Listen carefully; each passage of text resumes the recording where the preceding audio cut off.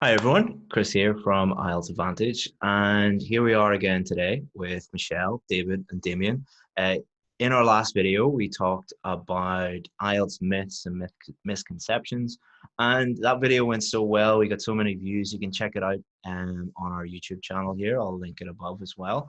And what we did in that video was we asked you guys, do you have any questions for our IELTS experts? Because it's very rare for you to have access to um, an array of IELTS experts, IELTS examiners that can answer your questions. So in this video, we're going to take all those frequently asked questions and answer them for you.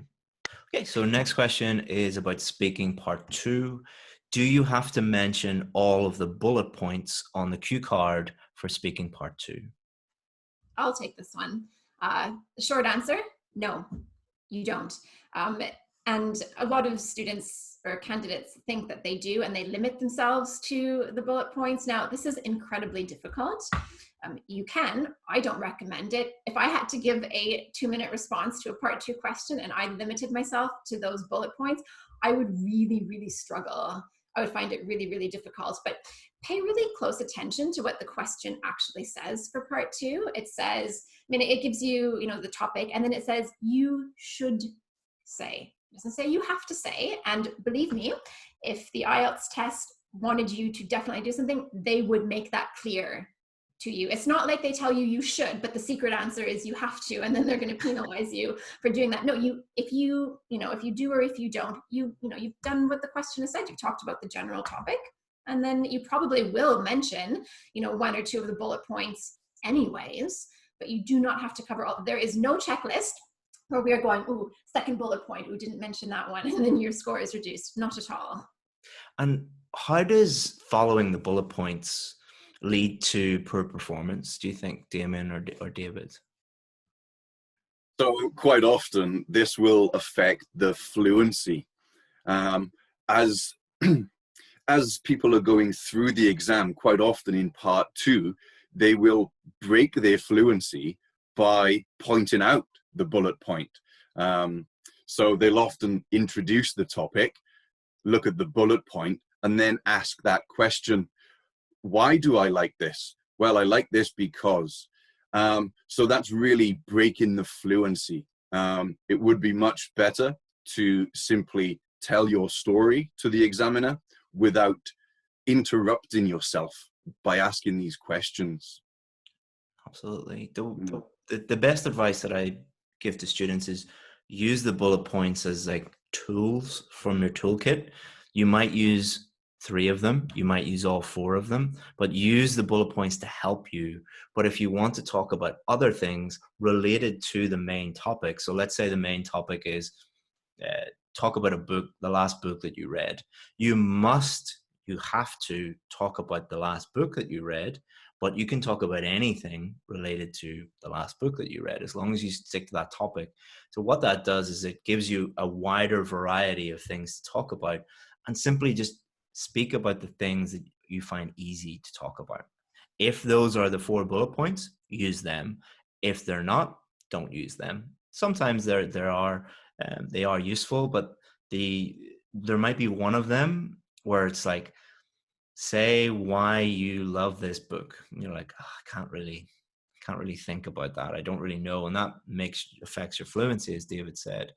But you might really love one of the characters from the book, and that's not on the bullet point. Feel free to talk about that.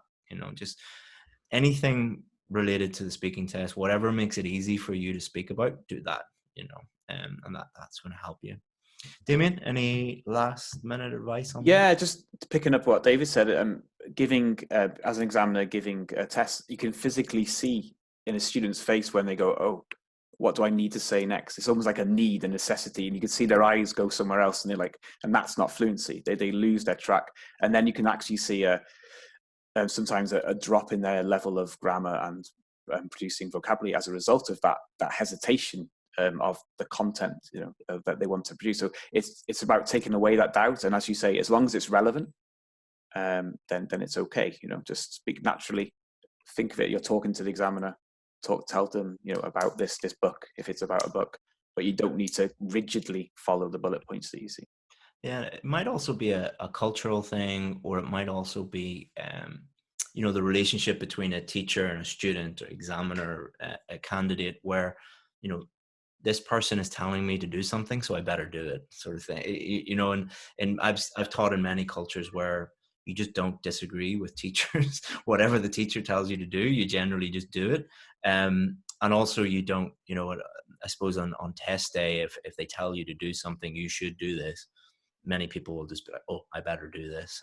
But, you know, not rigidly following the bullet points gives you more freedom. And it also means that you will not run out of things to say, because I think that's one of the biggest problems that students fear in part 2 speaking. What happens if I run out of things to say? Just talk about something else related to that main topic. Cool. Excellent. Thanks very much for watching. If you have any other questions that you need help with, there's 2 things you can do. Number 1, you can go to our website, IELTSadvantage.com. You can also check out the rest of this YouTube channel. It's got hundreds of videos that'll help you with your IELTS preparation.